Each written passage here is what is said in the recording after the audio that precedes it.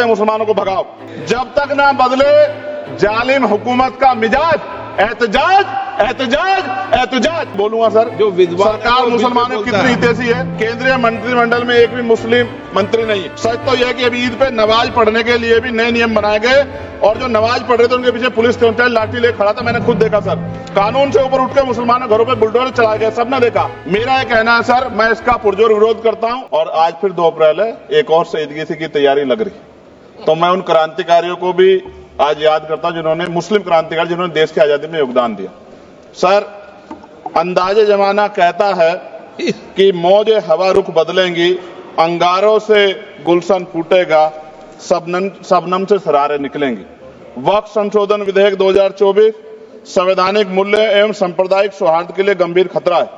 वक्फ संशोधन विधेयक 2024 संवैधानिक अधिकारों, विधिक सिद्धांतों और धार्मिक स्वतंत्रता पर गंभीर आघात है।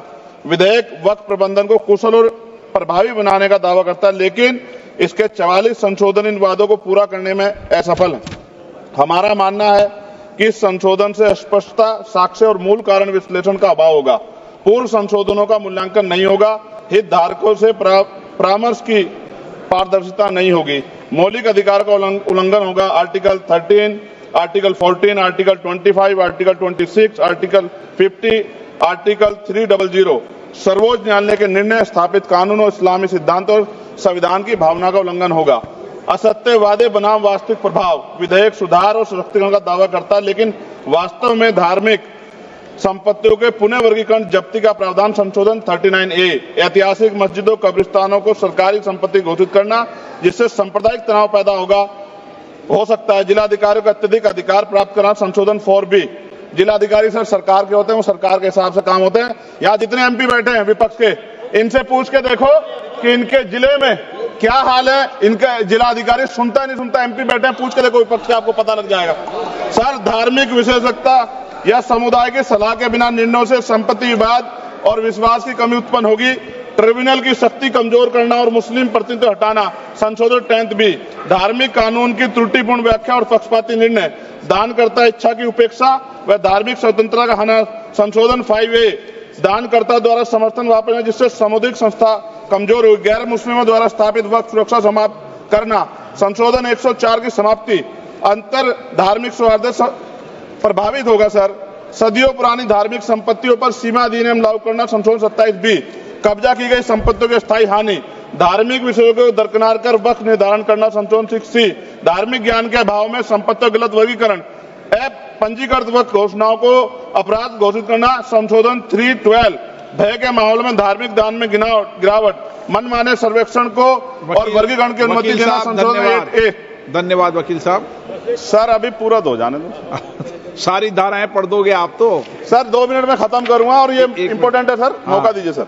बिना जवाबदेही के बड़े पैमाने पर वक्फ संपत्तियों का पुनः वर्गीकरण, प्रशासनिक भ्रम और प्रभावशीलता को नुकसान पहुंचाना संशोधन 12D, कानूनी विवादों और कुप्रबंधन को वक्फ बोर्डों की विश्वसनीयता का नुकसान, अस्पष्ट आधारों पर राज्य द्वारा वक्फ बोर्ड को भंग करने का अधिकार संशोधन 3C, राज्य के व्यापक विरोध प्रदर्शन धार्मिक लक्ष्य का लक्ष्य, सार्वजनिक हित के नाम पर वक्फ प्रशासन पर पूर्ण नियंत्रण संशोधन 37C2, व्यापक स्तर पर अशांति विरोध प्रदर्शन, कानून व्यवस्था की गंभीर स्थिति।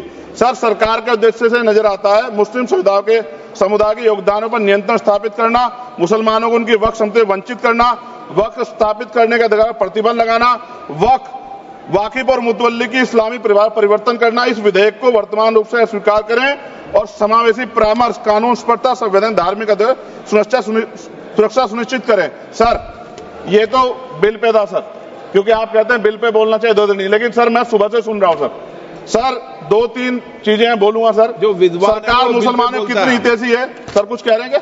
जो विद्वान होता है वो बिल पे बोलता है। सर, बस खत्म कर रहा हूं। सरकार कितनी हितैषी है सर, केंद्रीय मंत्रिमंडल में एक भी मुस्लिम मंत्री नहीं है। सच तो यह कि अभी ईद पे नमाज पढ़ने के लिए भी नए नियम बनाए गए और जो नमाज पढ़ रहे थे उनके पीछे पुलिस कर्मचारी लाठी ले खड़ा था, मैंने खुद देखा। सर, अगर सरकार इतनी देर सच्चर कमेटी की रिपोर्ट पर चर्चा कराएगी, बिल्किस बानो के आरोपियों को जेल से बाहर आने के बाद स्वागत किया गया। सर, मुसलमानों की जमीन की बात है, SC/ST की जो जमीन है वो छीनी जा रही है। सर, कानून से ऊपर उठकर मुसलमानों घरों पर बुलडोजर चलाए गए, सबने देखा। सुरक्षा की बात करते हैं, लिंचिंग की गई, मुसलमान मारे गए। सर, कावड़ यात्रा में गरीबों के ठेलों पे सुप्रीम कोर्ट ने ऑर्डर किया कि नाम मत लिखवाओ, देश को मत तोड़ो। अंत में सर बात निकली है तो दूर तक जाएगी। पार्टी सरकार के नेता यात्रा निकाल के कहते हैं मुसलमानों को भगाओ, और कई एक मुस्लिम एमपी पिछली बार सर उनको क्या क्या शब्द निकले, कोई निंदा नहीं हुई सर, और उसका प्रमोशन हुआ। और कभी आपके नेता कहते हैं सरकार गोली मारो, और आप हिंदू राष्ट्र की बात करते हैं सर।